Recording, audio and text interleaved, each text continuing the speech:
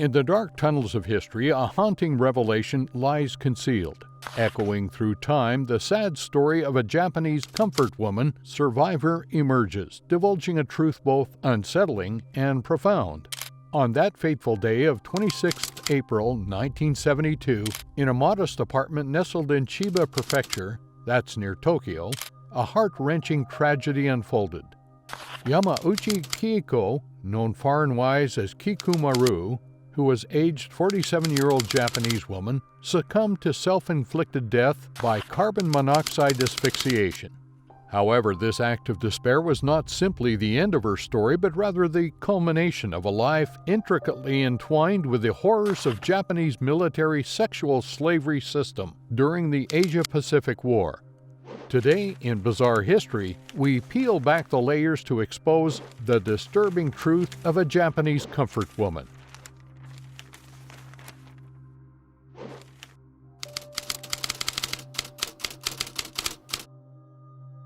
Kikumaru's tragic story began at the tender age of 10 when she was sold to a geisha house in order to repay her family's debt. Geisha establishments exploited loopholes in the Japanese licensed prostitution system, allowing them to recruit girls under the age of 18, which was otherwise prohibited. In the 1930s, it was distressingly accepted as a social norm for impoverished families to sell their daughters into prostitution. As the eldest daughter, Kikumaru carried a strong sense of responsibility, embodying the ideal of becoming a filial daughter who sacrificed herself for the sake of her family, known as oi no tame. Although being sold into brothels brought immense social stigma to the filial daughter, the notion of self-sacrifice for family served to normalize the practice of daughters being sold. Importantly, it concealed the patriarchal structure in which young females were regarded as the property of their fathers.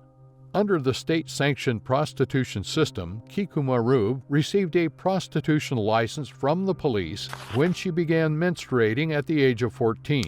The physical torment inflicted on her body, combined with the mental anguish caused by engaging in the sale of sex, became unbearable.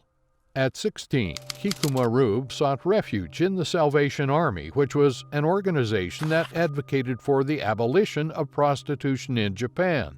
However, the predatory indentured contract did not free Kikumaru from her family's mounting debts until they were fully paid off. Finally, Kikumaru saw what she believed to be a golden opportunity when the Japanese military offered to repay her family's debts to her geisha house on the condition that she worked as a comfort woman for the military.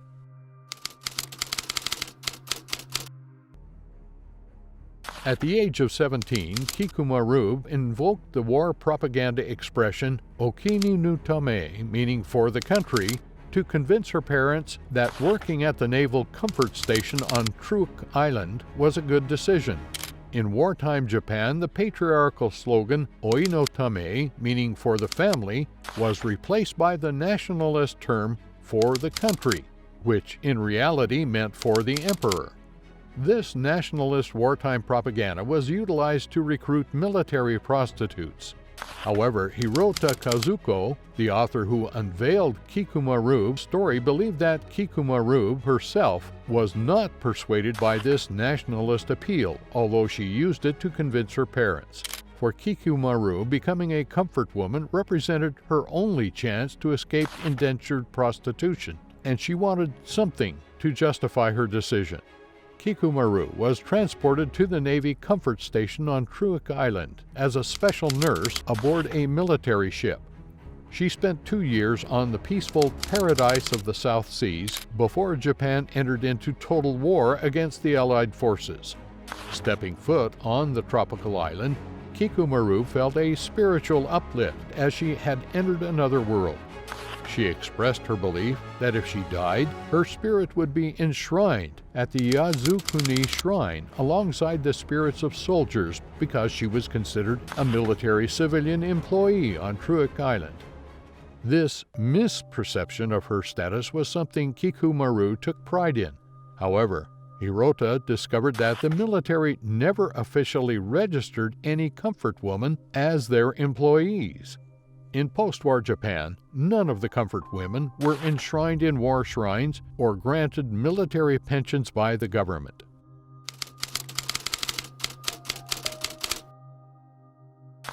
After the war, Kikumaru found herself liberated from the horrors of military sexual slavery and indentured captivity.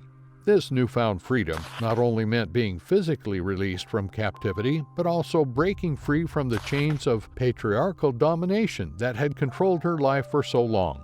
In her post-war existence, Kikumaru exhibited a remarkable display of active agency as she navigated the harsh realities of destitution.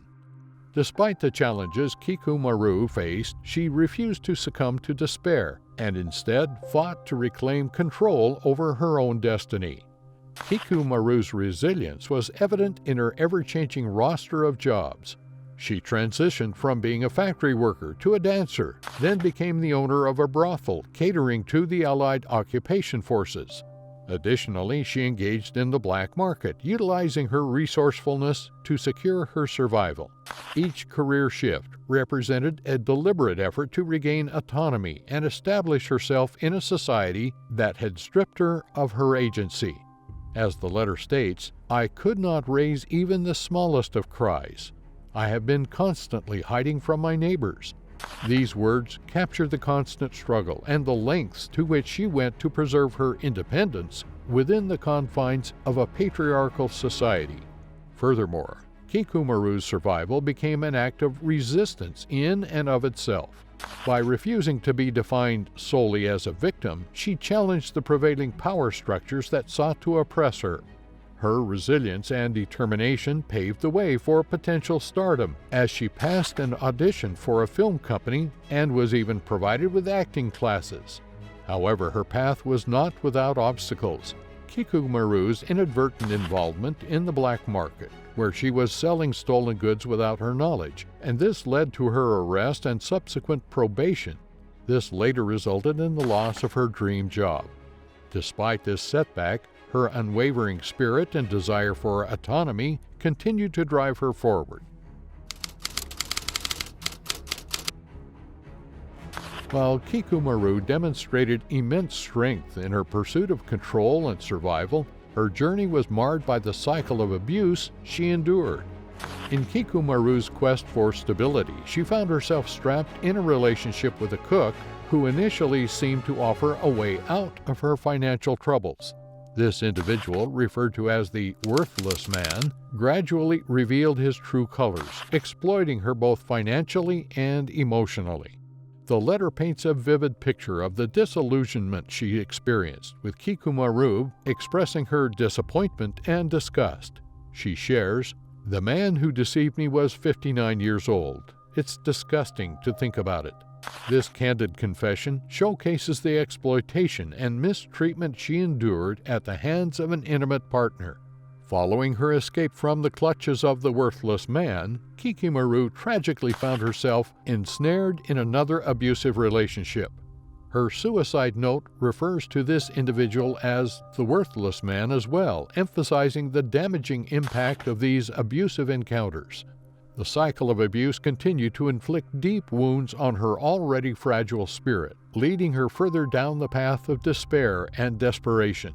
Kikumaru's experiences highlight the vulnerabilities faced by women in post-war Japan and the challenges they encountered in establishing stable and healthy relationships. In the depths of her despair, Kikumaru felt the weight of her traumatic experiences and the subsequent social stigmatization and exclusion. Her suicide notes, addressed to her close friend Konumu Sawako and the male editor Hiratsuka Maseo, provide a poignant glimpse into her state of mind. The letters reveal a different side of Kikumaru, one that contrasts with the cheerful persona she presented during her interviews. They shed light on her overwhelming sense of isolation, poverty, and emotional anguish, which eventually became unbearable. Kikumaru's pleas to have her ashes scattered near Truk Island, a place associated with her past, represents her yearning for release and peace. It symbolizes her longing to escape the burdens of her traumatic history and find solace in the memories of a time before her suffering began. Tragically, her suicide note serves as a heartbreaking testament to the immense toll that her experiences as a comfort woman took on her mental and emotional well-being. Kikumaru experienced a fractured sense of self due to the division between her inner and outer identity.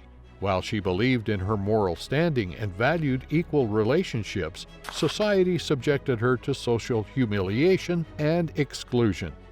Despite her hardships, she refused to hide her past and sought acknowledgement for her role during the war.